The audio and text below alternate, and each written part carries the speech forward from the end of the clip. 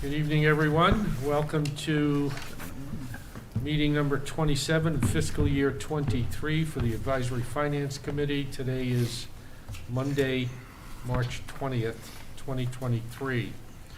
Pursuant to Chapter 107 of the Acts of 2022, this meeting will be conducted in person and via remote access in accordance with applicable law. This means that members of the public body, as well as members of the public, may access this meeting in person or via virtual means. In-person attendance will be at the meeting location posted on the AFC website, and it is possible that any or all members of the public body may attend remotely, with in-person attendance consisting only of members of the public. This meeting may also be accessed remotely via the link posted on the aforementioned AFC website. When required by law or allowed by the chair, persons wishing to provide public comment or otherwise participate in the meeting may do so by in-person attendance or by accessing the meeting remotely, as previously mentioned.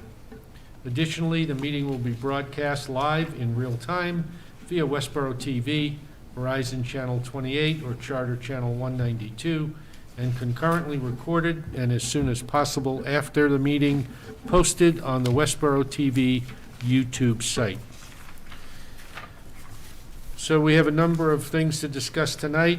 The first order of business is to discuss Articles 32, 33, and 34 on the warrant. And our guest this evening is Jim Robbins, Town Planner. Jim, welcome. Thank you. And I'm going to turn it right over to you because we see you have a presentation. Yes, thank you for having me. For the record, I'm Jim Robbins, Town Planner. And this is my last meeting with you folks, so thank you for allowing me to serve the town of Westborough. And for Much some of us, appreciated over many years. I've been to 65 town meetings. So if you guys think you've been to a few. 65. 65, yeah. This will be 66. It's amazing. Anyway, so what you have here on the warrant is 3 articles referring to zoning. The first one is Article 32, and Article 32 and 33, the following article, are related. They're the culmination of a 2-year effort together with a consultant known as General Code, who's a professional group of lawyers that do nothing but rewrite zoning bylaws for communities throughout the Commonwealth and across the United States. In the Commonwealth alone, they've rewritten over 124 zoning bylaws. So they're not rookies. They know what they're doing. We've been fortunate to have one of their best counsels work on this with us, and I'm going to explain as we move along a little bit more. So the first article is to replace the existing zoning bylaws completely and replace them with only a new formatted bylaw with no language or substance changes, no dimensional changes, nothing. We're only going to reformat the existing bylaw. So as you can see on the screen, the purpose is to codify the existing zoning bylaws through the reorganization and renumbering of the current bylaw language and content to produce a more understandable and intuitive set of regulations. The biggest problem that we see from the outside when we get calls from realtors, developers, attorneys is they have trouble reading our zoning bylaws, as probably you all do. You should keep one set right by your bedside every night if you have insomnia. It's a great cure for insomnia. So as I said earlier, in 2021, the town hired General Code, a zoning bylaw review company offering legal review and codification for municipalities desiring to update their bylaws, together with the Planning Board Zoning Review Group composed of the Building Commissioner, the Economic Development Director, the Chair of the Zoning Board of Appeals, the Town Planner, and 1 member of the Planning Board. We work to reorganize and renumber the existing zoning bylaws. So as I said earlier, this is related to Article 33, which is going to have some substantive changes to the bylaw, but this Article 32 only proposes reorganization and renumbering of the existing bylaws. And we separated these deliberately because it's very important for us to accomplish 2 things. First, that we have a more organized bylaw so that people can understand them. And we didn't want to lose that by changing any content. So we felt that if people got confused by content changes, we would lose the ability to reorganize the bylaws. So this article does nothing but reorganize the existing bylaws, creates new numbers, new sections. That's all. Even the titles remain the same. And I'm going to show you how the numbers relate to the existing bylaw.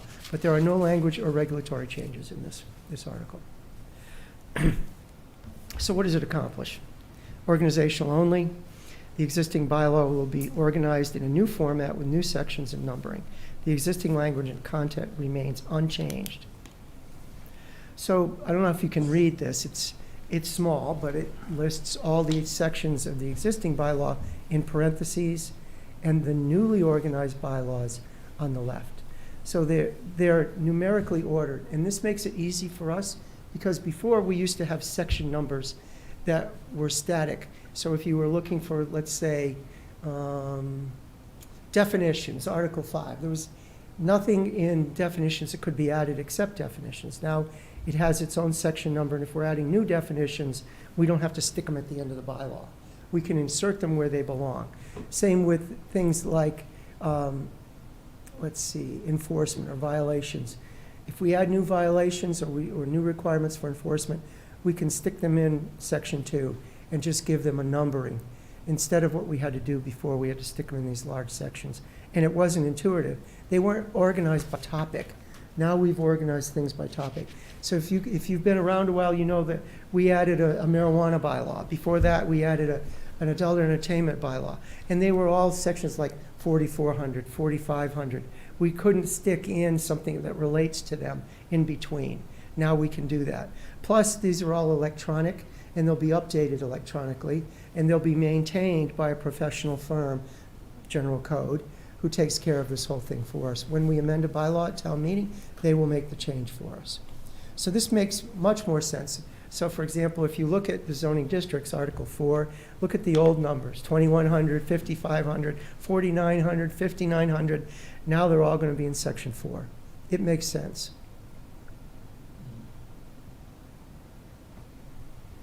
So finally, what are the benefits? The newly codified law will be better organized, easier to understand, easily searchable online because the table of contents will allow you to click on a topic and it'll take you right there.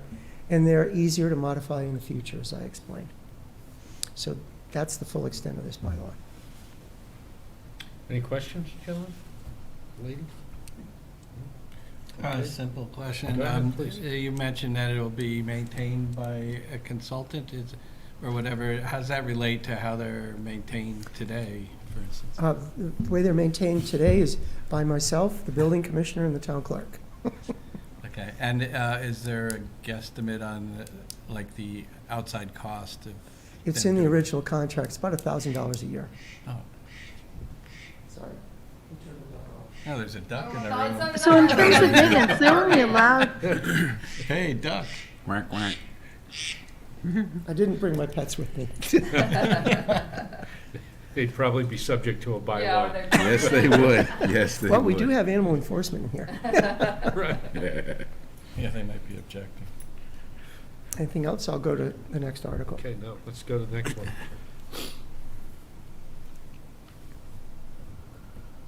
So Article 33, amend zoning bylaws. So the purpose is to bring the town's zoning bylaws current with various state laws and statutes, and to make the bylaw terminology consistent with contemporary language and understanding. This will be accomplished by adopting the proposed general and specific revisions to the bylaw. The proposed changes bring the town's bylaw into conformance with state laws and statutes. The changes make the bylaw more understandable and enforceable. The changes remove inconsistency and redundancy, streamlining the permitting process, which has been a goal of the planning board for the last several years, to make it easier for business to be done in town. So this article is broken into two sections. General revisions, which are word changes to bring things current with contemporary language, and specific revisions. So first, the general revisions. They're not substantive in their meaning, or the intent of the terminology is not altered. These revisions update the bylaw to be consistent with state law and statute, or make terminology consistent with contemporary language. So here's some examples. References to Mass General Law are now going to be standardized, and they'll say MGL chapter and section. Terms for the building inspector and zoning enforcement officer will be amended to simply building commissioner. The term Board of Appeals will be amended to zoning board of appeals. The term chairman will be amended to chairperson. The term zoning bylaws will be amended to zoning bylaw.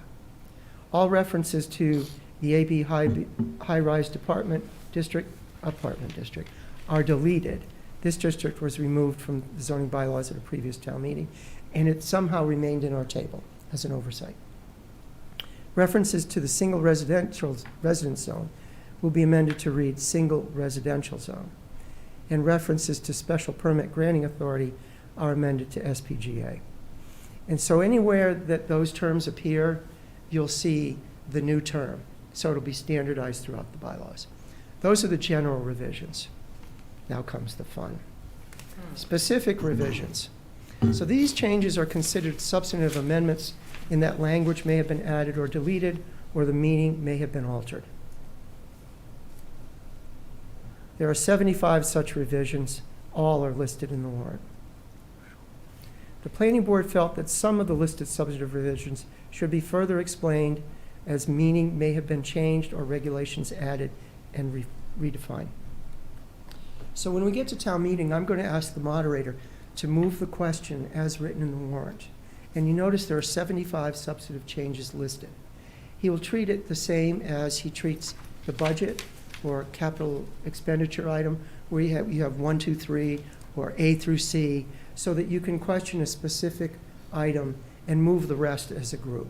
I think that will save a lot of time. I presented to the planning board 15 changes that we thought were relatively complicated. I'm not going to present them at town meeting unless they're asked for. But I'm prepared with those 15. The remaining 60 are relatively simple, and if someone asks a question, I have a red line version that I will be able to show on the screen at town meeting so they can see all of the language changes.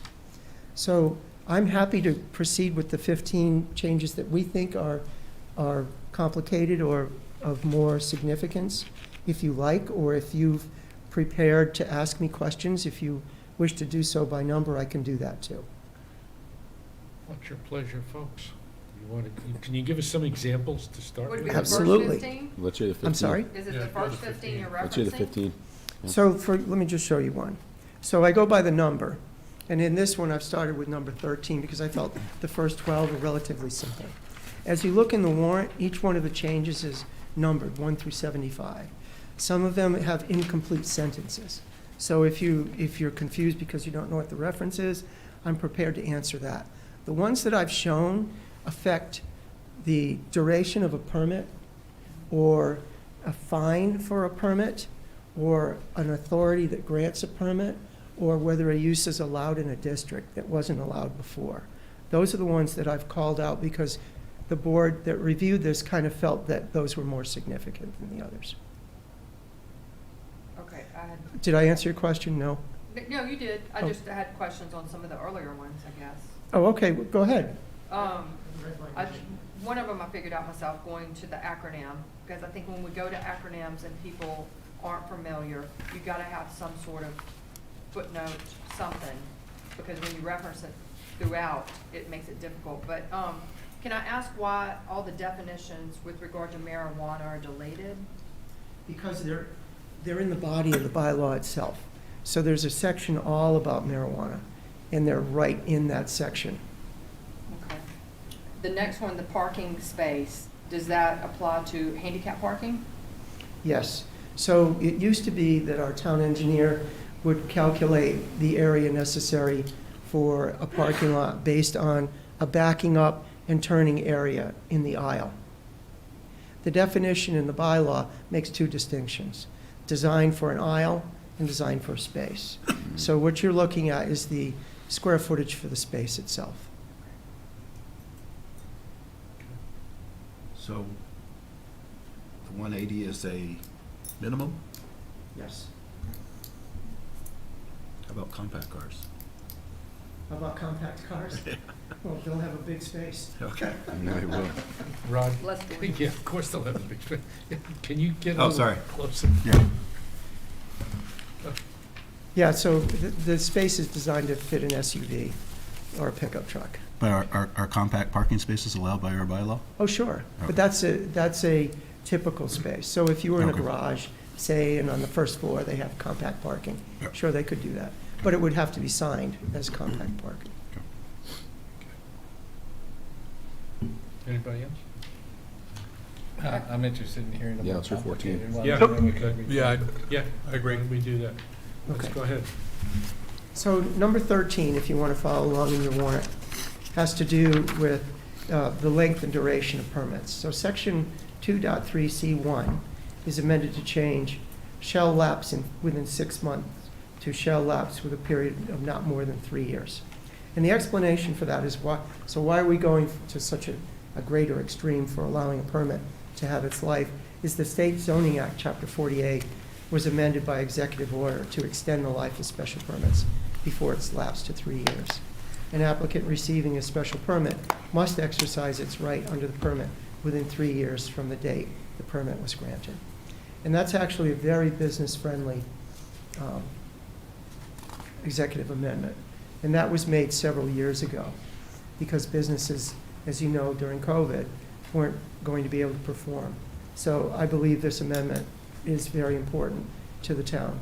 And we have projects that we granted several years ago and have not yet broke ground.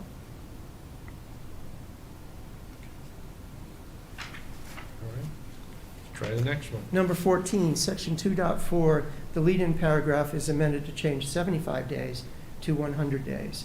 The change refers to the number of days that the permit granting authority for variances under the Zoning Board of Appeals has to act after the filing of an appeal, an application, or a petition. The change is necessary to conform with state statute. So it used to be 75 days. Now it's 100 days. And you're going to see a lot of these extensions throughout the bylaw to bring our bylaw in conformance with the state bylaw. And in some cases, we haven't even added a date or a period of time. We've just said it will conform with the state bylaw so that we don't have to come back to town meeting in the future if the state law changes. I have one question. Yeah, please. Do we have the ability to do less than the state bylaw, or are we required to do the state? You bylaw? do for special permits. But we've chosen to go with the state statute now. Okay. The only instance that is not true, and so you won't even see a revision about this in the bylaw because we're keeping the current standards, is it's for the marijuana permits. Right now, our special permit is only good for 2 years, and we're not changing that. We've chosen to take the most restrictive approach.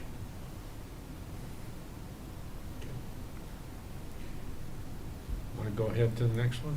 Okay, number 16, section 2.8 is amended to change the fine amount from not more than $100 for each violation to the maximum fine allowable by Mass General Law, Chapter 48, Section 7, except where another penalty is provided.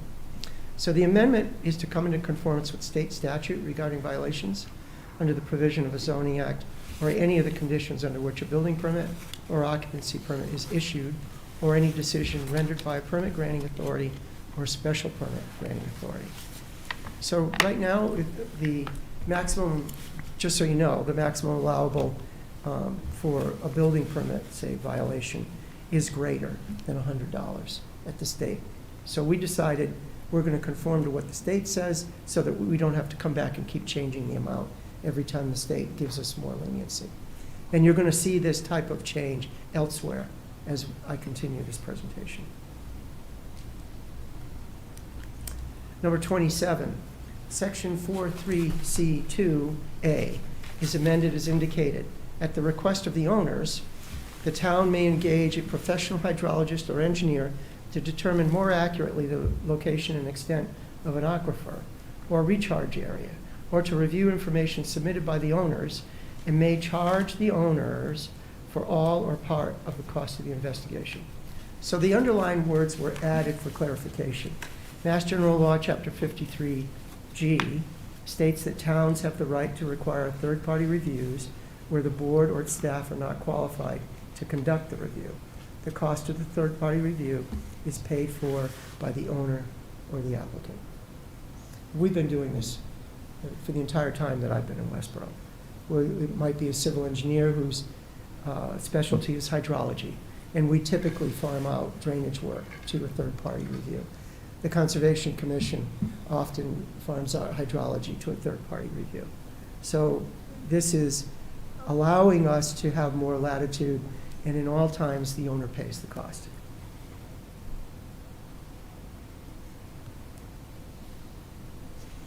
Number 31, section 4.4E3 and 4.7E3 are amended to change multiple buildings to multiple uses.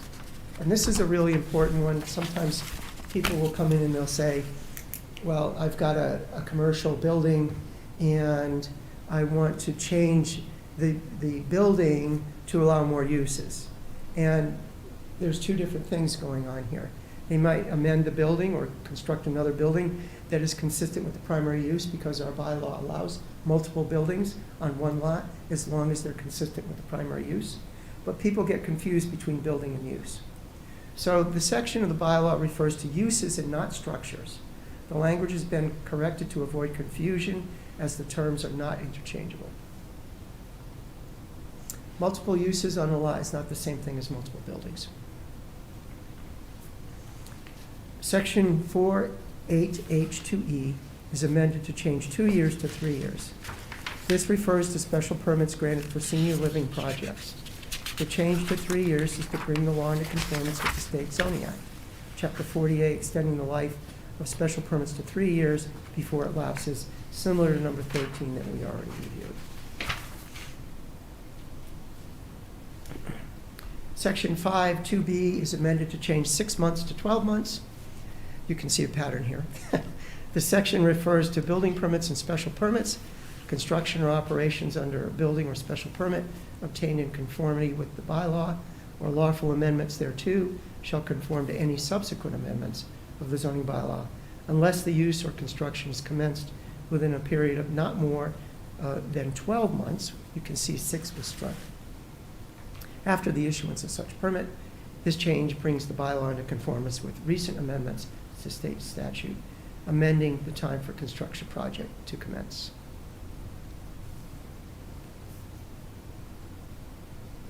Number 56 is section 6.7F1, amended to change licensing board to select board in the last sentence. This section refers to special permits. There is no licensing board in Westborough. The select board is the correct reference. So for example, a automotive service or repair shop or a gas station requires a special permit from the Board of Selectmen. And liquor licenses require an approval from the Board of Selectmen. We don't call them the licensing board. This term has been in the zoning bylaws long before I arrived in Westborough, and it needs to be corrected. The select board is the licensing board.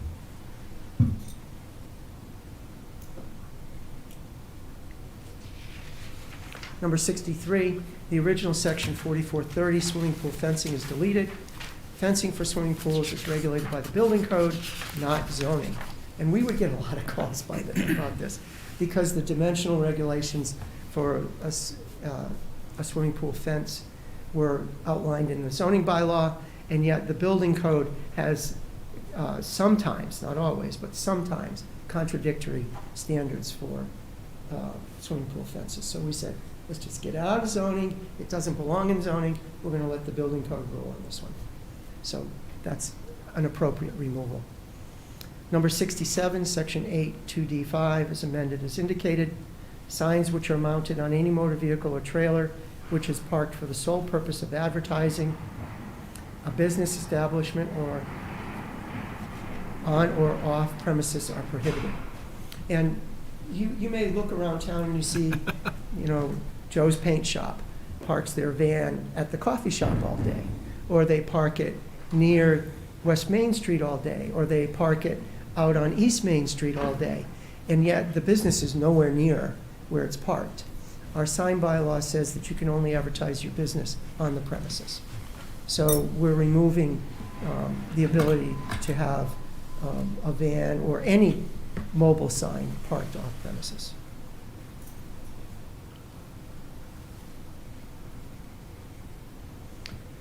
Number 72, Section 8.4G is amended as indicated. Violations of this section or any condition of special permit or approval granted under the section shall be punished by a fine, and we used to say $300 a day. Now it'll be consistent with the fine structure allowed under Mass General Law, Chapter 40, Section 2117, except where another penalty is provided. And I have cited Section 17 so that people understand what the Mass General Law reads. So subsection 17 is for prohibiting or regulating the removal of loam, soil, sand, or gravel from land not in public use in whole or in specified districts of the town, and for requiring the erection of a fence or barrier around such area and the finished grading of the same. The Superior Court shall have jurisdiction in equity to compel compliance with any ordinance or bylaw made hereunder. The penalty for violation of any ordinance or bylaw made hereunder shall be as follows. For the first offense, $50, for the second offense, $100, and for any subsequent offense, $200. So we're tracking Mass General Law exactly by the statute. Previously, we had a dollar amount of $300. Now, again, the reason we did this is because if the state statute changes, we don't need to change our bylaw.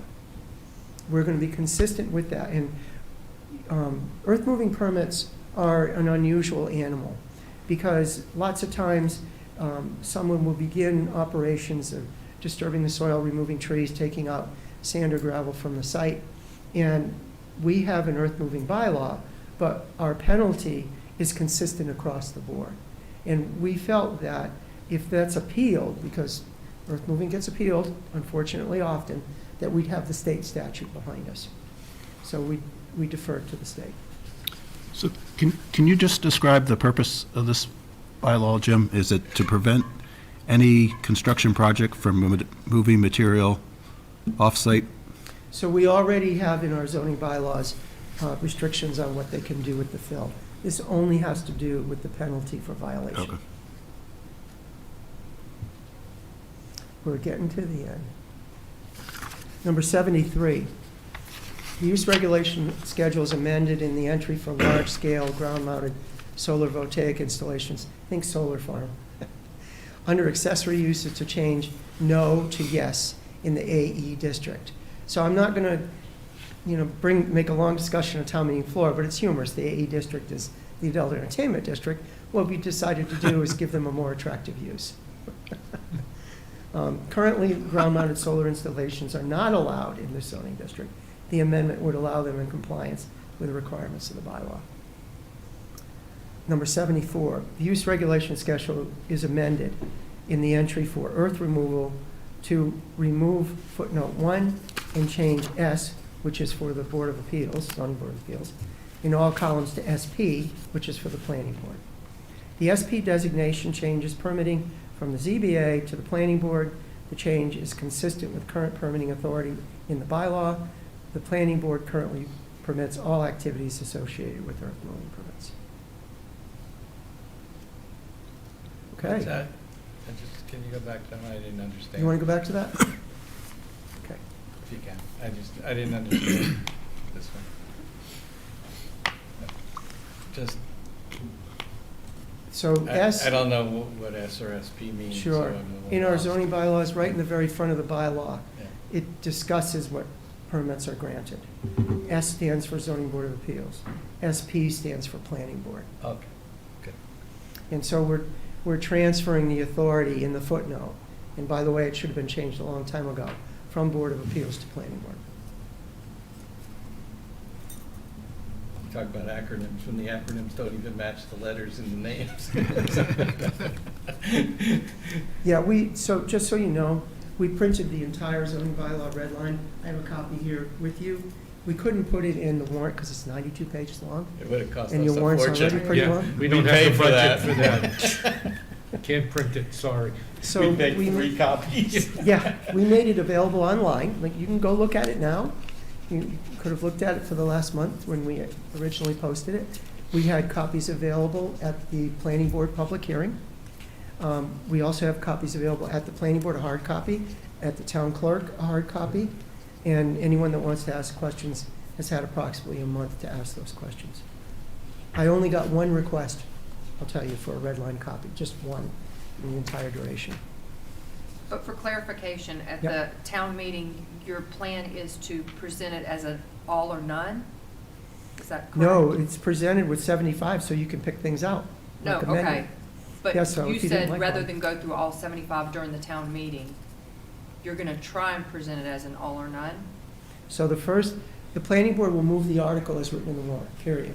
Okay. And the moderator will say, okay, does anyone have any questions on 1 Right. through 75? I'll take questions on those, and after we note the question, we'll move the rest, whichever ones have not been questioned. Much the same as we do with the budget, or we do with capital expenditure projects. Any other questions? So the intent is again to bring the bylaws into conformance with state statute. The changes make the bylaws more understandable and enforceable.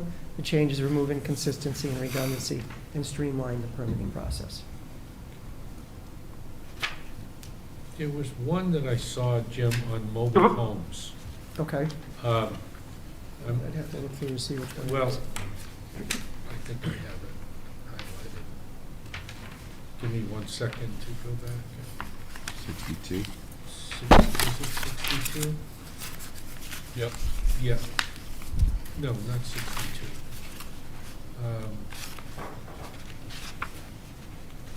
Right, okay, it was 62.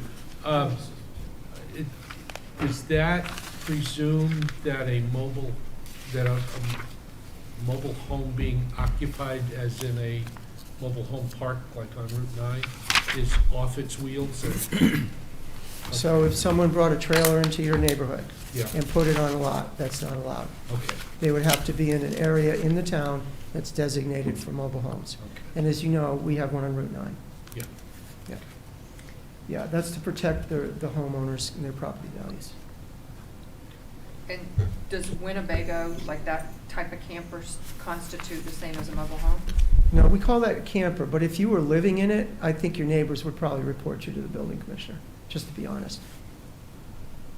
If you were visiting, let's say you were visiting or you had friends visiting and they were staying for a week or two, that would be not a problem. But once you hooked it up to utilities, had it hooked to either a well or to town water, that's not allowable. And there's no waiver in that? You could appeal to the zoning board of appeals.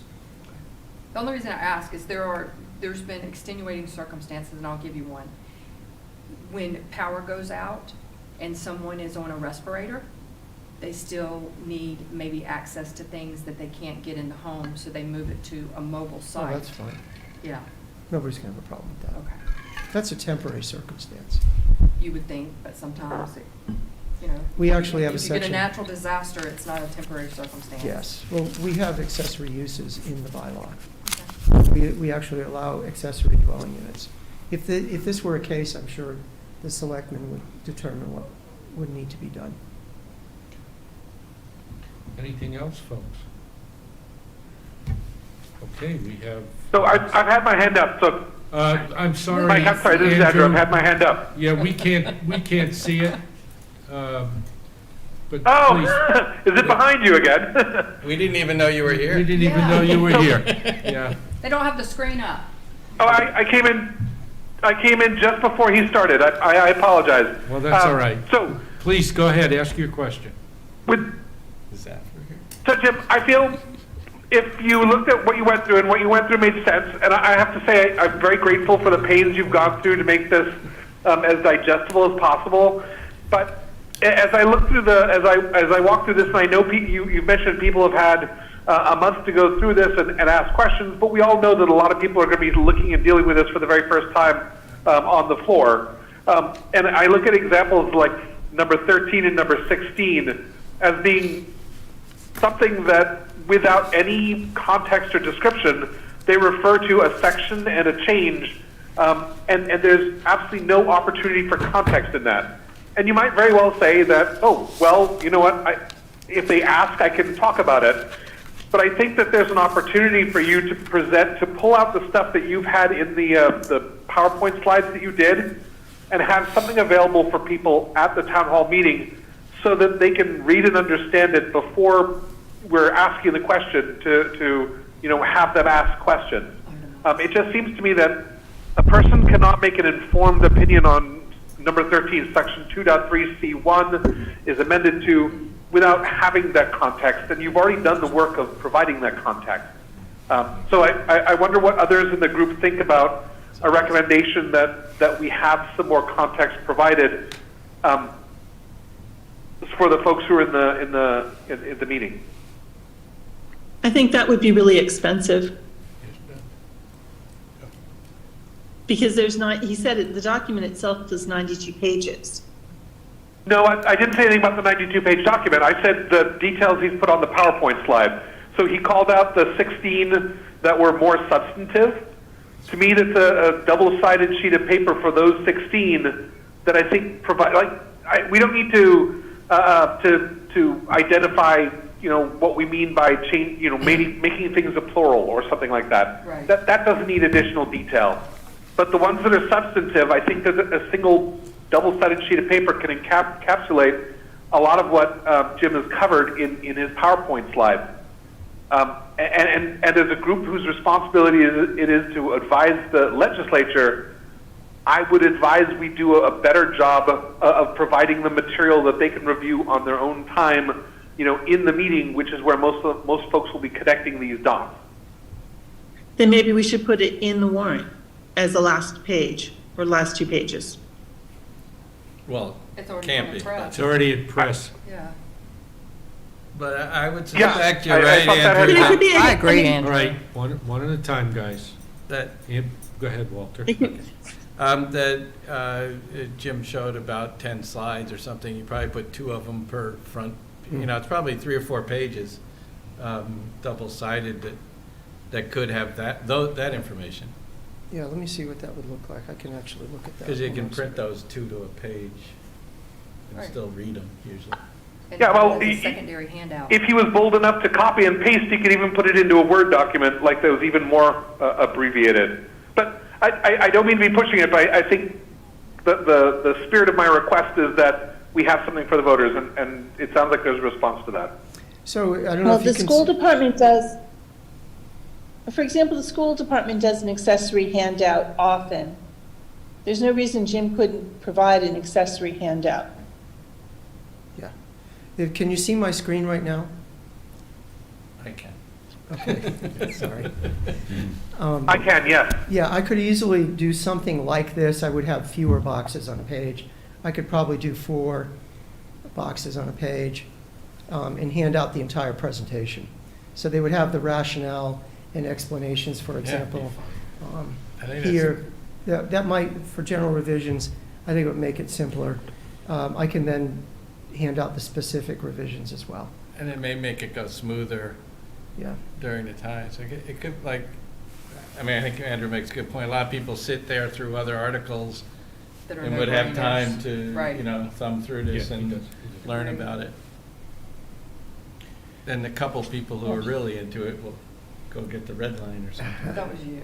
That's And not you- me. I'm you've not been into studying- zoning. It's You've that been much. studying it every night. Come on. I don't study zoning. I think that's a I good fall suggestion. asleep. I will do that. All Thank right, you, Jim. thank you. Yeah, I think that's Andrew, excellent. that Andrew. satisfy you? It does. And Jim, I would just suggest as you look at these pages, look at them through the eyes of an octogenarian, just given our audience there, and let's think about, be mindful of type size and such. So thank you. I'm grateful you're taking that extra step. Thank you. I think that's a good suggestion, because one thing that I've learned over all these years is that misunderstanding is a no vote. Right. Yeah. Understood. Or confusion. If confused, you vote no. Well, and I'll say that some of those discussions where they're not referencing anything, there's the potential to read, and there are people who will read something more nefarious into what is being changed. Yes. Or might not bring it up at the town hall. They'll accuse it without grounds. So if transparency is our goal, I'm grateful you understand the step of providing that it's extra documentation. And John can refer to it in the discussion as he opens the conversation, so people will be able to read it in advance.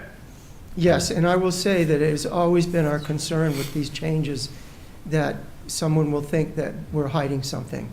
And even calling out the 15 or 16 that we thought were more complex for further explanation, someone might say, well, why didn't you call out this number or that number? It's very difficult to anticipate what will be a hot button for some person that's not for others.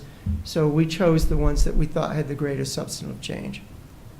I mean, I don't understand what the hot buttons are for people, but I gotta say, if those are the most complicated, to me, they were all rationally explained and not very complicated in explanation.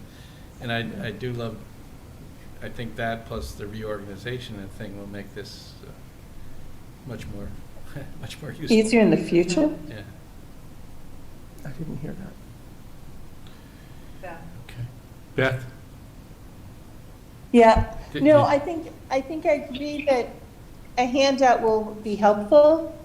And other than that, I mean, I think the explanation was good and solid. And I mean, these warrant articles are always difficult because it's far more paper than anything, like in terms of how much it is for somebody to sit and read it, than it is for them to explain it. At least that seems to be my past few years of processing these. So I think printed material will help. Thank you. Those are really good suggestions, and it's tough to know how much information to give people, because sometimes too much information is more confusing than not enough. We did our best at picking out the ones we thought would need further explanation, particularly ones that had to do with money, because people are always concerned about that. And it was helpful. So, you presented it to us as a microcosm of the town meeting in some respects. So I think most people would appreciate it, and it would be easily understood. Yeah, it's easier to do that. That won't take much effort. Yeah. I'll bring them to town meeting. Thank you. Okay. Yes, you're going to print those, right? I am gonna We're not print paying those. for them. We're Would be inadvisable for the advisory committee to go over budget. I'll be over at the MIS station at Town Hall. All right, so if there's no other questions, and I'm happy to take more questions, No, I'll good. move to the next article. Next item. This one is not as complex. All right, so Article 34, again, is to update the zoning bylaws, and keep in mind that these follow the recodification ones, because if the town meeting votes to recodify the bylaws in 32 and 33, this article is written with the new bylaw in mind. Okay, so this has to do with signage and the authority to approve signage. So there are two purposes. First is to allow projecting signs in the downtown planning overlay district, the Gateway 2 district, and the design review board will be required. Design review board approval will be required. The second purpose is to transfer approval authority for signage permitting in the downtown planning overlay district, the historic districts, and the Gateway 2 districts from the Historic Commission to the design review board. So what are projecting signs? So first of all, projecting signs are those that are mounted perpendicular to the building facade. And we have a couple of older ones in our downtown, and we have one new one right here on West Main Street. But we don't have many remaining from, say, the turn of the century, when they were probably a lot more common. So here's a picture of projecting signs. This is actually on Charles Street in Beacon Hill. You can see that they're quite attractive. But from an information standpoint, they're very practical, because when you're walking down a sidewalk, you can't see parallel to the building. You see perpendicular to the building. This alerts you to what the businesses are on the street without having to step out into the street to see what they are. We tend to think that signs are for the automotive driver and not for the pedestrian. These are pedestrian-friendly signs. And I've got another picture of the same signs, but you can see that they're mounted well above anyone's head. These are all adults walking down the sidewalk. I was very careful. You can't notice who they are, can't tell who they are, but you can see that the signs are 5 to 6 feet above their head. So here's another set of signs, also in Beacon Hill on Charles Street. You can see the signs are way above people's heads. This is in a district in Cleveland, Ohio. Here we have New Orleans, Kent, Ohio. So what are the benefits? create easy visibility for pedestrians on the sidewalk, are typically found in historic downtown villages like Westborough's Town Center. They add a sense of place and attractiveness to the streetscape. They improve business for shopkeepers. So again, now the second purpose of this bylaw is currently both the Historic Commission and the Design Review Board approve signage under differing scenarios in those districts that I mentioned, the Downtown Business District, the Downtown Planning Overlay District, the historic districts, and the Gateway 2 districts. So where are these? So this map shows a red circle in the middle of town where we are right now, where we're located today. And within the red circle exists the Downtown Business District, the Gateway 2 district, the historic districts. And currently, both the Historic Commission and the Design Review Board approve signage. If there's more than just the signage happening, like maybe a new business is opening and they're changing windows or doors or color of their building, and they're adding a sign, then the Design Review Board does it all. But if they're only doing signage, the Historic Commission does it. And that can be confusing for an applicant because now they got to go to two boards. They come for the facade and the window treatment and the change of the way the building looks to the Design Review Board, and then they got to go to the Historic Commission. So the Historic Commission was actually the one that proposed this. And they came to the Planning Board and they said, we think that the Design Review Board should have full authority for signs in the downtown, in the business districts. And we brought that to the Design Review Board, and they agreed. They thought it was a good move because they're already reviewing signage. It just means they'll be reviewing more signs. So currently the requirement to apply for two different town bodies for permitting makes the process confusing and time consuming. The DRB reviews architectural changes to building facades and signage. The Historic Commission also reviews signage where the DRB is not involved. It makes sense to combine the review under one authority. The DRB has representatives from the Historic Commission. As a matter of fact, they have two representatives from the Historic Commission. The DRB also has professional graphic designers and architects in its membership, and that's a requirement of the zoning bylaw. They're professionally trained to review design and materials. The Historic Commission supports this amendment to the zoning bylaw. So what are the benefits? First of all, projecting signs. Projecting signs create better visibility and identification for local business and shoppers, ultimately improving business and shopping experience. They improve the attractiveness of the streetscape. They create a more historic village atmosphere for the business district. Secondly, transferring the authority for signage approval from the Historic Commission to the DRB streamlines the permitting process, reduces redundancy and confusion, and reduces the time and expense to applicants. That's my presentation. Questions? Jim, there is someone from the Historic Commission on the Design Review Board currently, or no? On design review, 2 members. 2 members. Yep. Well, it's sort of same. Yep. They're getting input. So the design review board is made up of 1 member of the Historic Commission required. We happen to have 2, but 1 required. A member of the planning board, 1 member trained in graphic arts, 1 member trained in architecture, and 1 member from the business district. So someone owning a business within the district must be on the board so that they understand what's needed in the downtown. And then we have 2 other alternates on the board. Beth has a question. Beth? Yeah, hi. I want to just say that I liked, sorry about the echo.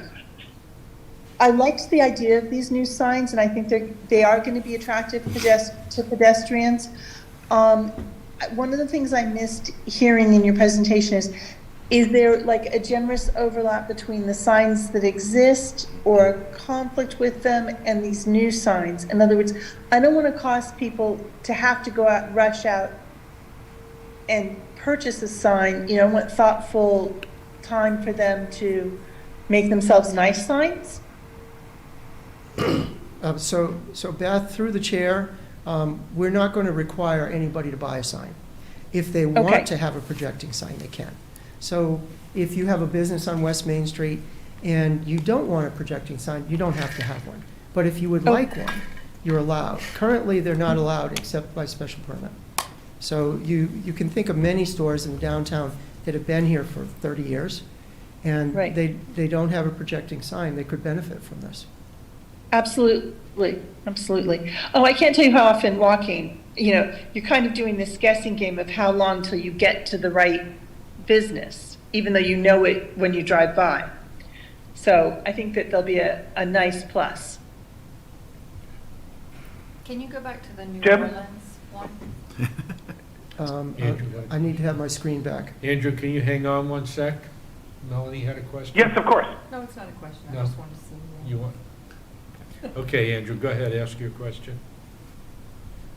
Thank you. Jim, do you know approximately, you obviously can't guess how many people were turned off by the complexity and just decided not to try and request these, or request rights to these. But do you have any sense of the volume that we're talking about on an annual basis for folks that would be using or Yes. relying on this? I don't have a percentage, but I can tell you, we get complaints all the time about not understanding why they can't do it all at once. Whenever anybody applies for a building permit, they want to know where they need to go to get their permit and what steps they need to go through. And when they find out that they have to do design review at all, most businesses don't necessarily like that. Design review is intended to create a cohesive architectural design for the downtown. Then if you have to send them to another board to get their sign approved, we get complaints because you have to have a sign sometimes to get occupancy. So that delays the occupancy, the time they can open their business. It's not unusual to hear the complaints. Thank you. Okay. Anyone else? Okay. Jim, thank you. Thank you. Thank you for having me. I like that look. I'm on Beacon Hill frequently, and It's it very makes nice. a big difference. Yeah. Yeah. I'm going to add some more photos to downtown Concord. They have an incredible Right. sign profile there too. I've already taken the photos. I just need to add them to the presentation. Jim, do you think there's any grants available to help businesses do signage? I know a board in town that does those Yeah. kinds of grants. She is small, Little plug for the EDC there. There you go. Yeah. Thanks, We've Ron. already been through it with them. So, All right, well, thank you very much for your Thank time. you. Thank you. Much I need to- appreciated. Thank you for coming in tonight, and thank you for the detail in the presentation. Very, And very. I will helpful. make a And handout. the extra work we gave you, All and the handout. right, well, thank you very much. Thank you. Thank Good you, luck. Jim. Thanks, Yeah. Jim. Officially from the Advisory Finance Committee, good luck on your Oh, and my retirement, thank you very much. Yes. It's bittersweet. It's going to be odd, to be honest with you. It's going to be very odd, but I'm looking forward to it, so. Good for you. Jeans. Yeah. I've been going to town meetings since I moved here in '98, and I really appreciate your presentations. I think they're always well done and good explanations, so thank you very much. My first presentation was in '93, so.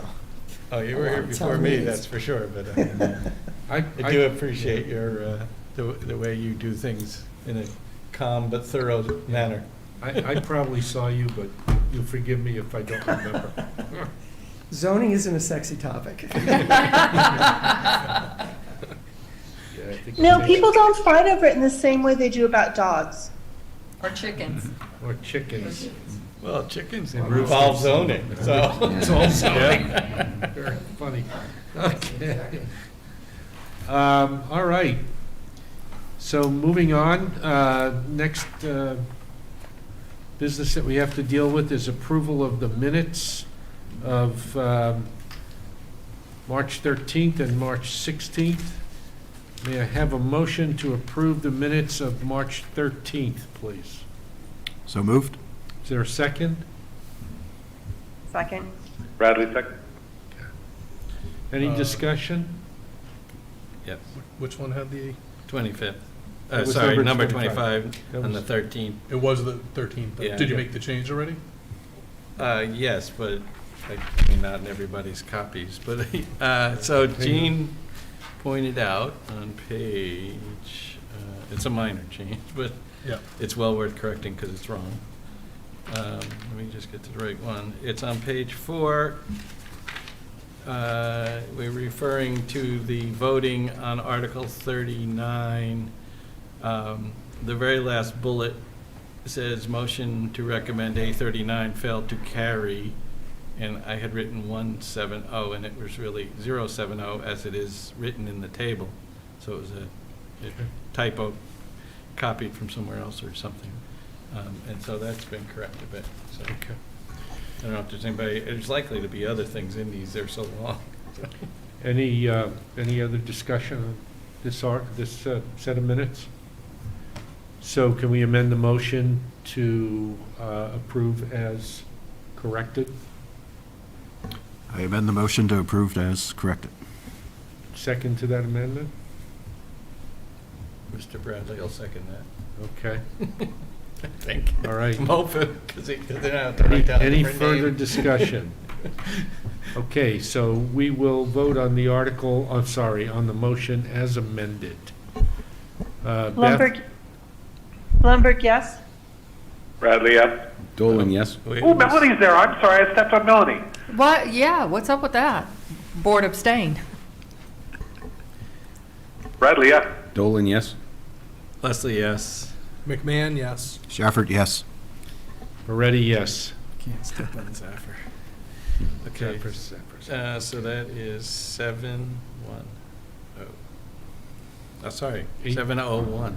701, yeah. Okay, Abstation. the next set of minutes to approve is for meeting number 26th on March 16th. May I have a motion to approve those minutes? So moved? Is there a Bradley, second? second. Bradley, second. Any discussion on those minutes? Okay, let's move to a vote. Beth? Lundberg, yes? Board abstain? Bradley, yes. Dolan, yes? Leslie, yes. McMahon, yes. Shafford, yes. Moretti, yes. 701. Okay, we have 4 articles left to vote on this evening, the 3 that were presented to us and Article 25. So, Rod, do you want to bring us up to date on 25 and the information you got from Chris? You want to make a motion first, or you want me to update everybody first? No, let's update it and then we can Okay, move on. so just for reference, 25 is the Comprehensive Wastewater Management Plan, and the request is for $200,000 this year. So the questions I had for Chris were, how much have we spent so far? For people who might not realize, in 2021, Article 11 authorized $1.8 million for pipelining replacement, as well as this comprehensive wastewater management plan. So of that $1.8 million, $200,000 was for the comprehensive wastewater management plan, which is the same amount this year. I asked him how much had been spent so far. He said $130,000. I asked if there was any remainder. He said no, that was going towards the lining of the sewer interceptor. So this is one of those things that got bundled, and Chris is using it as he needs to. And then I asked what the deliverables were for this project. He said a report will be prepared that summarizes the CWMP Phase 1 update, makes recommendations for next steps for future study, including order of magnitude costs. I asked what the total anticipated cost was for this effort, and his response was, typically a CWMP update is 4 phases. Our capital plan reflects this for planning purposes. We are currently spending $200,000, Phase 1, understanding the problem, asking for additional $200,000, Phase 2, diving into the details of wastewater treatment alternatives discussed in Phase 1, estimated end of 2024. Some of Phase 1 and 2 can be done simultaneously, which is why we're asking for funds now. Decisions on whether or not we pursue Phases 3 and 4 will be based on outcomes associated with 1 and 2. Can you summarize that for us? No. It So seems a little bit complicated. Yeah, so I mean, I would say in summary, he's asking for, Chris is asking, or DPW is asking for $200,000 to continue the next phase of the CWMP with the deliverable, which will provide details on wastewater treatment alternatives. Is that part of the original 1.8 million? So 200,000, there was $200,000, which was part of the 1.8 million. They spent $130,000 towards this. They're now asking for another $200,000 to complete. So basically, if I understand it right, Phase 1 cost $130,000 instead of $200,000. Phase 2, he's still anticipating $200,000. So that $70,000, where, did that go back into the general fund? No, see, I think this was a bundled article. Okay. And so it went So it into stayed.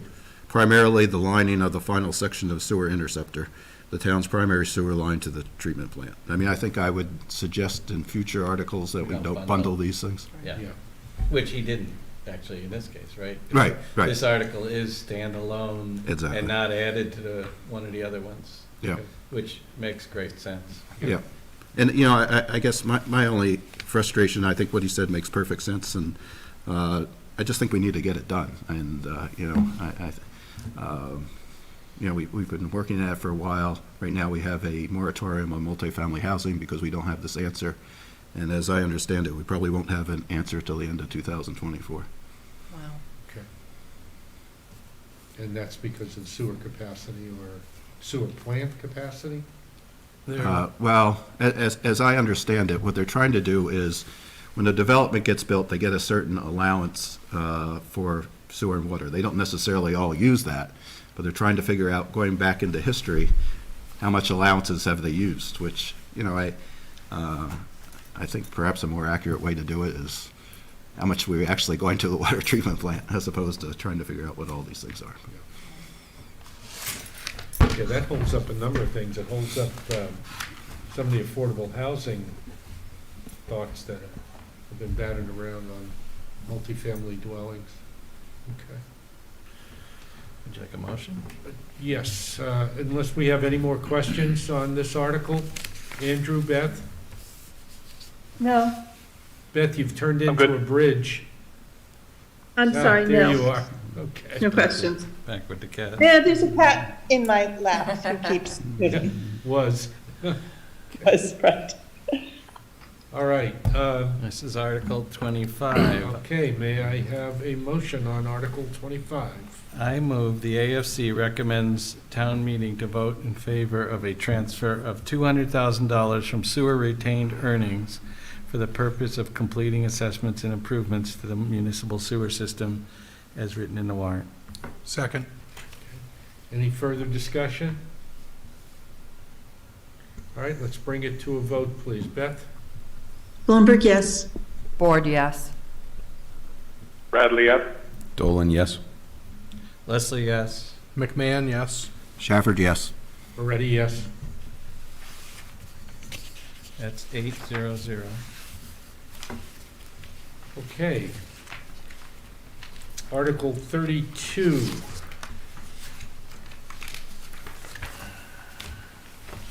This is the request to replace the zoning bylaws as explained by Mr. Robbins. Is there any discussion on this article? Okay, could we have a motion, please? Yes. I move the AFC recommends the town meeting to vote in favor of Article 32, replacing zoning bylaws as written in the warrant. Second. Any other discussion? Okay, let's move to a vote. Beth? Blumberg, yes. Board, yes. Bradley, yes. Dolan, yes. Leslie, yes. McMahon, yes. Shafford, yes. Moretti, yes. It's 800. Okay, I'm going to read all 70-something. Come No, just back in about a half hour. Very funny. Just read the top 15, Walter. I offer to practice doing it, but I don't want to do it. John, That's a negative. John, how would you say, can we vote as written in the warrant? Oh, yeah. Yeah. Yeah, you can, yes, you can, yeah, sure. I would just ask if anybody has any specific ones they would like voted separately, that they tell me now, because then we can concoct a motion of all but that one. How about, I still have questions on 67. I think it was 67. Would you like to discuss that one first, then maybe Hang on, before we let's see do other this? questions. Yeah, we can do that. Because I'd rather vote Yeah. Otherwise, her only choice is to vote the whole thing down versus just Yeah, 67 this or is, this is something. with the, Separate it out like we did the other Yeah. ones. so 67 is, This is signs on a motor Yeah. vehicle. yeah. So that's not, That seems contradictory to something else. 62, which provided regulation for a mobile home as a resident, Yeah. as a residential use is prohibited in all districts. 67 with one that impacts businesses that might want to park a sign or. Yeah, that's what, I know. Yeah. So what do you, is that the one you want to talk about?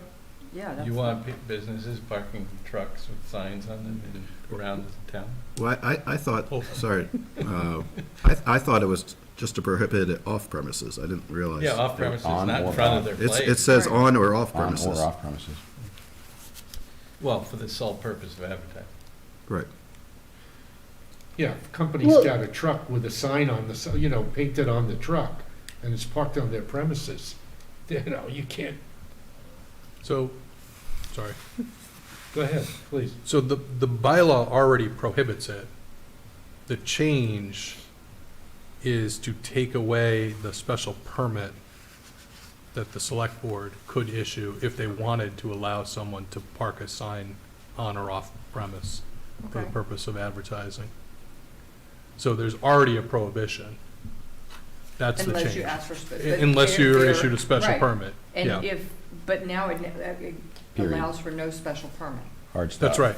Okay. Yeah. I thought there was another section where it said something different. I thought it just said off premises, or maybe it was the way Jim described it. Because Yeah, I mean, I've heard I'm not something opposed to on different. premises. I'm concerned. I'm sorry, Beth? Is was Jim available or no? No, he left the room. He left. Okay. Well, okay, why, Melanie, why are you asking about this? I just think for some businesses, there are certain periods during the year that it might be of benefit to them to be able to advertise outside of their area. So the ability not to even get a special permit. Just saying. So do you just want to vote on that one separately?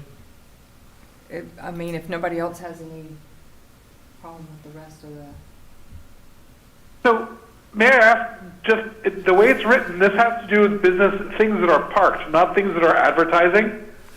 So, while I understand where Melanie is going with this, because they do want to be able to advertise, I think this is really somebody who, because I think there's also an exception where if you have a car that has that's wrapped, you obviously can park that at your premise. I don't think we're routinely, finding people who have cars that are wrapped. But if you choose to advertise your place, you can't just go park it in someone else's lot or somewhere else around the town to advertise. Let me So you just, can a advertise general otherwise. example. What if during a 4th of July celebration, someone who has a business across town, we're doing the celebration at the Rotary, would like to park something that advertises their business across town? They're saying they can't even get a special permit to do so at this point. Correct. And They wouldn't have been able to because it had to be in these certain districts anyway, I think. Yeah. I guess there's just some ambiguity then. Each person is kind of interpreting it a little No, differently. you're dead on. Yeah. You're absolutely right. You got it. Okay. My suspicion is if you did this on July 4th one day, you wouldn't, I think it's more Example, like 'cause he leaving it was- for weeks Yeah. somewhere. But Well, it doesn't say, so I'm just, instead of people getting fined for, an infraction to this, I just, I can think of two examples of prominent businesses in town that park their vehicles out front to advertise. Arturo's and Yulman's. But, And I think Well, there's but they use their others that we vehicles- might not be thinking of at the moment. They I mean, I travel think with the their hot dog vehicles. guy does. Beth, hang on one Um, second. Walter was answering. Oh, but those vehicles, I know Yulman's anyways, they take that ice cream Right. truck out. I mean, Right. it's stored there but they take it to events and things. So I Yeah. don't think it's solely for advertising. Westborough Storage, top of the hill near Owen O'Leary's. They have a trailer parked out there. That's been there forever. Yeah. Yeah. Beth? There's a handful of offenders. Beth? Yeah, I think there's a hot dog guy that uses it. I mean, a lot of people have trucks that we may not be thinking of. And, you know, the question of, are they parking it on their own property or someone else's property could get pretty tricky. I think we're overthinking this. Establishment on That's or off not, premises. that's not the change, Yeah. though. That is the current bylaw.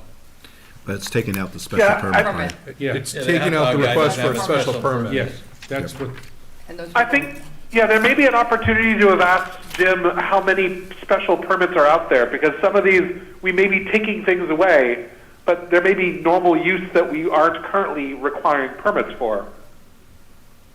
Right.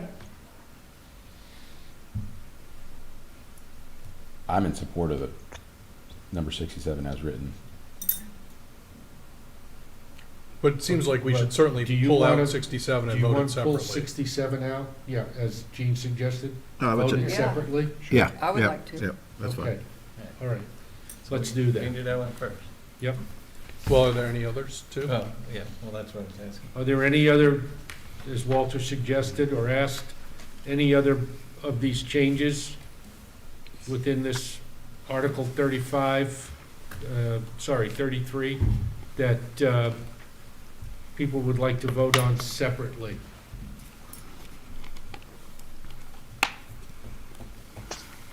Okay, let's move, I need a motion on number 67 on Article 33. Okay.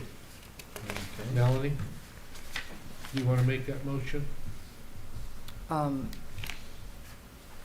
would you rather Walter just? Just let Walter do All it. right.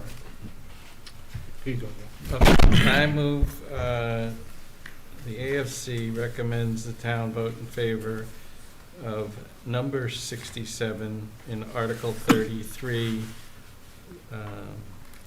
as written in the warrant, related to signs mounted on motor vehicles or trailers. Is there a second? Second. Any further discussion? So this one is in favor. It doesn't pass. Okay, we will move to a vote. If you vote in favor, that's straightforward. Okay, if you oppose and we have more opposition, then we'll call that a defeat for that particular change. If the motion doesn't carry, we'll have to redo it. Yeah, yes. Yes. Okay, let's begin. What does an abstain mean? Just what it means, you're not voting on it. Okay, It doesn't count for either for or against. all right. Blumberg, no. Board, no. Bradley, yes. Dolan, yes. Leslie, yes? McMahon, no. Shafford, no. Moretti, yes. 1, 2, 3, 4 yeses, 4 noes, so that Ooh. doesn't carry, right, John? John, we have a tie? Doesn't The carry, tie means it correct? does not carry, yes. Okay. What was the vote? 4-4. 4-4. Okay, In so that case, the motion does not carry. okay, so that motion was in favor of this change, Could try flipping around, okay? see if we can pick up somebody. Do you want to make another motion? I can, sure. All right, please do. I move that the AFC recommends to defeat number 67 in Article 33, as written in the warrant related to signs mounted on motor vehicles. Okay, a yes, Second. a yes vote will Defeat. be in favor of voting to defeat this change in Article 33. Are you I'm not sure what Yes. this accomplishes if this Right. ends up as a 4-4 again, because then it then fails to pass again. Maybe something's going to change, and I'll be surprised. But here's that's the end of my comment. Thank you. Yeah, Yeah. I actually want that we just bring it up with Jim Robbins again, but that's a separate, so Blumberg, yes. Board, yes. Bradley, no. Dolan, no. Leslie, no? McMahon, yes. Shafford, yes. Moretti, no. So I guess that's 4-4. So we have no So neither opinion. passed. So We have one- no opinion. We have, Well, one choice is. we feel very strongly both ways. We could talk to Switzerland. Jim before, at 8:30 before our meeting, if you want, Yeah. and then Okay. revote it, or Or we revote could it. revote it at, and when we have the full membership. right More before. information. Right. Oh, Or that's a good idea. when. Get it when it's yeah. easier. I'll tell you what, let's do this. We can even get Let more me information for communicate. Thursday. Correct. That's exactly what I was gonna say. Let me connect with Jim tomorrow and get some more information on this. Tell him it Yeah. wasn't his last meeting. It was- We like him so So much, much. we want him back. Yeah. Come we'll on go back. And then, we'll discuss it Thursday. And, Okay. if Want me to necessary, revote it. Move the rest of them. For 67? Are we all set with the rest of the changes to Article 33? We can move on those? Okay. Okay, would you have a motion, please, Walter? Sure. I move the AFC recommend town meeting vote in favor of Article 3, all numbered changes except number 67. Second. Any discussion? Let's move to a vote. Beth? Bloomberg, yes. Board, yes. Bradley, yes. Dolan, yes? Leslie, yes. McMahon, yes. Shafford, yes? Moretti, yes. That is 800. Got one more here. Article 34. Article 34, update the zoning bylaws. Let me point out to you, it's just a minor thing, but I understand there's a correction in the works. If you look above Article 34, there's an article information paragraph, Mhm. and that is out of place in the printed warrant. That should be at the end of this article, Oh, yeah. okay? Makes more sense. So we know that there's, Jim and I were actually talking about it before the meeting. There is a change in the works. Oh, in the R&R. Well, they want to come up, they want to come up with a, I don't know if they're going to come up with a separate, or change of modification of the wording, but this will get moved, whatever it is, will get moved to the end of this article. Is there any discussion, any further discussion on 34? I think it's a darn good idea. I think it's a great idea. Yes. Yeah, I'm actually thinking those projecting signs may be easier to see from a car. Yeah, Yeah. Great vibe. Because you, Huge upgrade downtown. we Nice ought to idea, bring, that's we ought right. to bring Zach back and ask him to increase his request for oh, yeah, so There we you can go. do projecting signs. projecting So, signs. so that they have a rubric. We should put signs at the top of the rubric. Right. At least. Projecting Do you have signs a only. projecting sign? You're in. You're in. Yeah, no, this is a good move for the town, I think, as well. All right. I move would you- the AFC recommends the town meeting votes in favor of Article 34, the update to zoning laws regarding signs as written in the warrant. Second. Any discussion? Okay, let's move to a vote. Beth? Bloomberg, yes. Board, yes. Bradley, yes.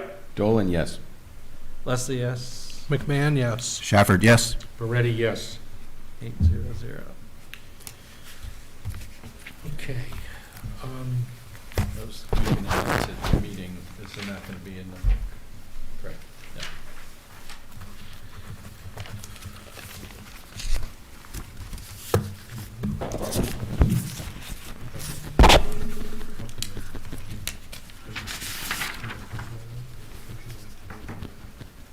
Because you're I didn't see that select board meeting. Yeah, I can bring it up, I don't have detail. I can go in, but, this is regarding the article that we voted on, already, article, I think it was 16, Hakamako Yeah, Pond. 16. And I did watch, and again, one of the problems of bringing this up at the last minute is, I watched after our meeting, like the next day or last weekend, the select board meeting, which the guy, Hank and Mark went across the street right after ours, or before, I think it was after ours, gave the same presentation and pretty much the same stuff. What was notable was when the select board went to vote on it, they ended up holding off their vote. Select board member Marshall, who was a member of that committee, explained in a little more detail, at least to me, what some of the hesitations of the members of the committee who voted against were. We got a very simplified explanation of them being afraid we would not pass it. It sounded, I mean, I'm hesitating to talk because I'm not the expert and I'm not the testifying person. This is hearsay kind of stuff, but it sounded like, one, there were concerns that, much like we had about the station that is going to potentially go in there, and would we be doing work, which, you know, we discovered on our own. And the second item was, though, that they had been in contact for a few weeks with a group at, I believe, Yukon, that does this kind of stuff and provides grant on this kind of stuff, Superfund site rehabilitation. And that sounded very interesting to them, and was possibly a way to go further. But that's not what, I mean, that's not what the committee voted in favor of doing, so it wasn't. But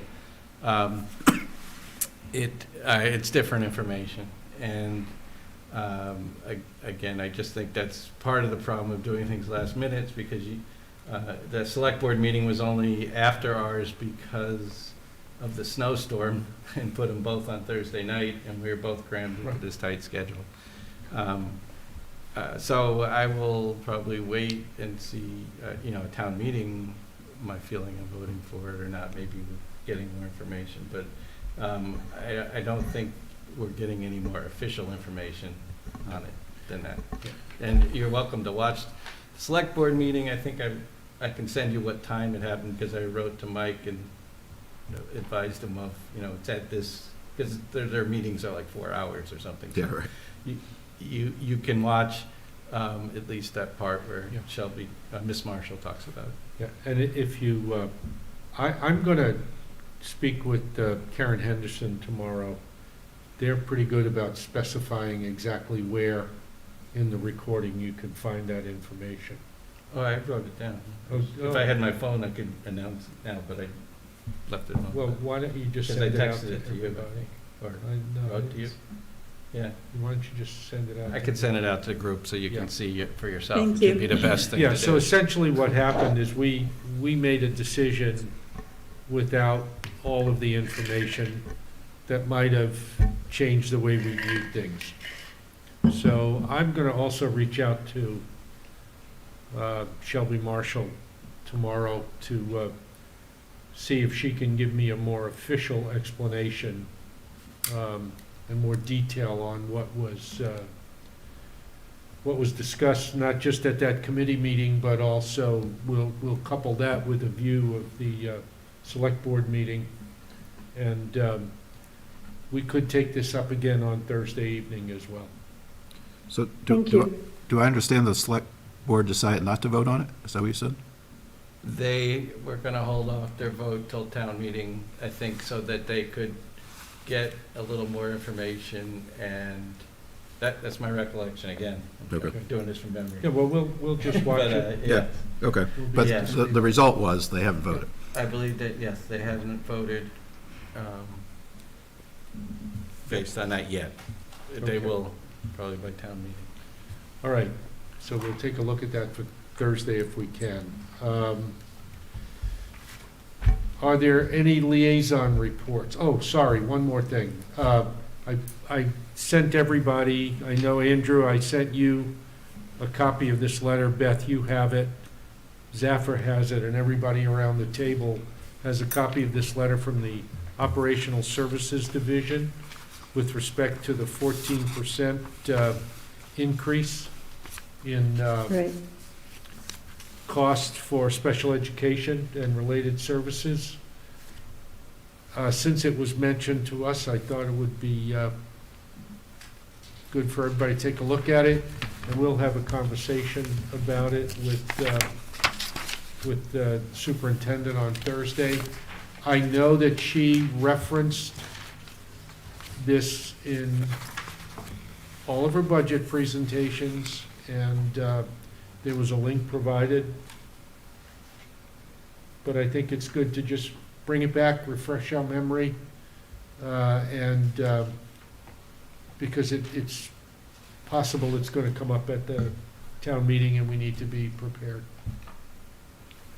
It is mentioned, by the way, in the R&R as one of the issues that affected the school budget. Okay? That and the Assabet Valley increase. Oh, it's the other thing I learned at the Yes. select board meeting. There Yeah, were go ahead. 9 new students, Yeah, doesn't surprise me. which is, I think It's a they big usually have increase. about 30 or something, big so number. it's a big, Did- that jives with why the increase was larger, I think. Okay, Right. did you know where those students came from? Westborough High School. Well, No, there were Gibbons. 9 more students from Westborough attending Assabet Than the prior year. than the Right. prior year. and I'm wondering, because I know there's concern, and I'm only saying it as a numbers game. There's a concern that the families we have living in the extended stay hotels might have high school age students. And there is, we're concerned about those numbers Picking up. kicking up, yeah. So, Don't know. I okay. know Assabet's Well, we'll gone find- up and down over yeah, the years. we'll so find it's- Separate. But they're still our students. Well, I Right. understand that, Beth, but I would, like to get a handle on where they're coming from a financial perspective, because if families are moving into these hotels at the direction of the state, and they're gonna increase the student body in Westborough, it may, depending on the numbers, have an adverse effect on the budget, and we need to be prepared for that. I'm not saying Right. we should say no, but I'm just saying that we should be prepared to discuss that. Okay? Yeah, it's too late this year, I Because it was realize. raised at the school committee. I'm sorry, John? I said, I realize it's too late for this year, but it's really unfortunate that you didn't have people from Assabet come talk to you, because in years past, they can usually been able to answer these questions, to know whether it's whether they had a more successful recruiting from middle school, or whether that is. So I would suggest in future years, you always, whether there's questions on the budget or not, you always plan to have a report from the Assabet Valley people, Yeah. because back when I was on the committee, they were always very helpful at addressing in advance the changes in how many students from which towns and why. Okay. Thank you. Good suggestion. To leave that for the next I year. was just gonna say the next I'm gonna leave that for the next year. Thank you so much. Very John. easy for you to say. Great Mike. mustache. And mustache. that's a Leave it, leave it for the It's guy an with important the liaison what position. mustache? If you don't have a liaison to Assabet, you should. They're always very helpful. Okay, I thought you said Greek mustache. No, the great Oh, mustache. great mustache, okay. All right, anyway, Just one Uh, thing about this document that you put out, the 2 letters. It looks like they're referencing 2 different, one references special education, the other references social services. 2 different Well, entities. that's why we will have the conversation with, Okay. because they had to interpret it. The school committee had to interpret it, and, I don't think they're one and the same. Well, everything I think is in the student services budget. Yeah. But the state might be talking about all sorts of things outside of Yeah. schools too. Yeah, social services is a much Yeah. broader. so be prepared, please, to, or be prepared for Thursday. Take a look at that special services budget. Okay, any liaison reports? I just have one follow-up, which I was curious about, and that was, does the DPW charge municipal buildings and schools for water and sewer? And the answer is yes. And so what I was told is that they charge it, and then there's an administrative fee that balances off some of it. And this is shown on page 23 of our operating budget summary. Under water indirect costs and sewer indirect costs, both were projected to be around $183,000 to the DPW. But they get charged, and we just happen to get a credit because they're spending some of the department's Right. time on their Right. stuff. Right. So I guess that makes sense, because that encourages conservation in those buildings too. right? Yeah, I still don't understand where it shows up on the expense line item, but. Well, we'll take a look and make you comfortable with that. Okay? I mean, there's a relationship between that charge and the stormwater charge. Because if it was clear that they're charging the municipality for stormwater, but the select board has the option to credit that, if you want to use that term, Right, okay? section 8A. Because otherwise, the taxpayer would be paying twice. Their own property, and then what's coming off the municipal They're buildings. paying for what's coming off the municipal buildings Either either way. Either way, Yeah. It's Spread out just, we're just talking about Yeah. an accounting, yeah, Yeah, Yeah, that doesn't well, matter. You just, yeah. I think because we have the enterprise funds, it makes some sense to transfer things between accounts. You need to move it from Yeah. right, you need to move it from the operating fund to the enterprise Yeah. fund in order for it to fund enterprise activity. It's just an accounting entry, there's no cash that moves hands, right? It's all one entity. Right. But you need to expense it in one fund to have it appear in the other. Because that's how we track revenues and expenses. for Yeah. the- yeah, I couldn't find the expenses, but somebody smarter than me can take a look. Please use the microphone. thank you, Mrs. Clapp. Would you like to express your opinion in the microphone?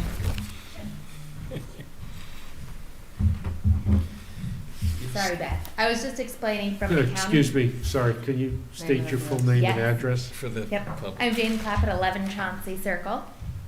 So I was just explaining, Beth, from an accounting standpoint, because the operating expenses occur in one fund, GASB, or the Governmental Accounting Standards Board rules would require we actually have a transaction between those entities to move those funds to the enterprise fund, which is where then they would be reported. So that's how we track the revenue and expense between funds, so that you can see those actual activities. So an enterprise fund really has to be managed as a business type unit. So it would require you actually charge those transactions even to yourself. There's no cash that changes hands, that's not a real transaction, but from an accounting standpoint, it's how we true up those funds. And I'm looking at the financial statements right now to see if I can find the expense for you, Rod. Okay, thank you. Thank you, Mrs. Clapp, appreciate it. Any other questions on that? Any discussion on that? Okay. No.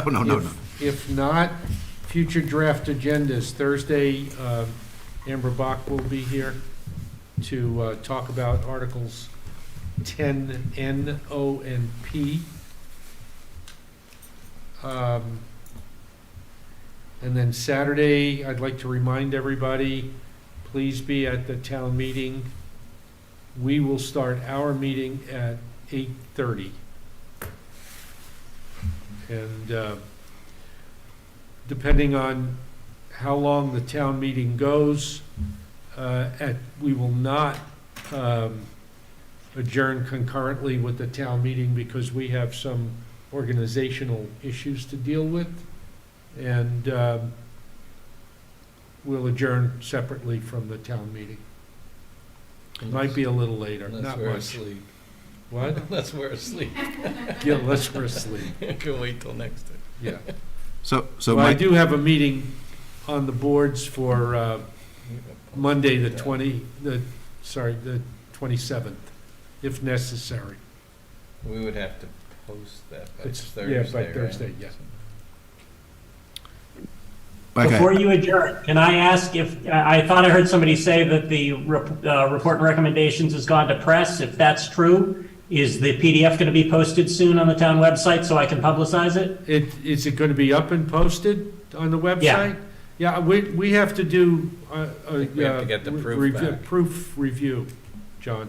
Oh, okay, so it's not actually at the printer, you're still reviewing it, okay. Yeah. Well, Just a reminder that as soon as it goes to the press, if you can get it posted on the town website, because I want to start publicizing I it there. understand. It is Okay, at great. the printer, but the printer creates the proof that that's what. Oh, we right, did. that's right, okay, yeah, okay. I'm in touch with the printer. We're All right. aware of the Yeah, as soon as the timeline. PDF's done, if you can get it on the website and also send me a copy, because I print out the budget to read from there, and now I've got to read 75 at least go through the numbers 1 to 75. So the sooner I have it, the better. So thanks. Have I'm really fun, looking John. forward to it. Better Yeah. bring a cup Yeah. of tea. Yeah, enjoy. Yeah. Okay, Could I make a couple comments? please. It sounds from what I understand that the Hastings project may get passed over. Even if it does, I would like to have the school board present what the history of the project and where it's going next. I'm sure she can do that on Thursday. Yep. Yeah, and that may very well be the reason why we didn't get that information this weekend, because that, I think, was the bulk of what we were concerned with. Right. So, And then the second, I don't know if we can get an update on the ARPA funds. well, I think I think the town manager is gonna make that presentation, or at least discuss them on Saturday. Okay. Yeah, in fact, I'm pretty sure she is, because if you look at the R&R, I didn't go into a lot of details because I understood that's what was gonna happen. Yep. Okay? All right, could I have a motion to adjourn, please? Motion to adjourn? Second, Second. any discussion? We'll go to a vote. Beth? Blumberg, yes. Board, yes. Bradley, yeah. Dolan, yes. Leslie, yes. McMahon, yes. Shafford, yes? Already, yes. 8:00. Thank you, Westborough TV. Thank you, Andrew, Beth, John, for joining us.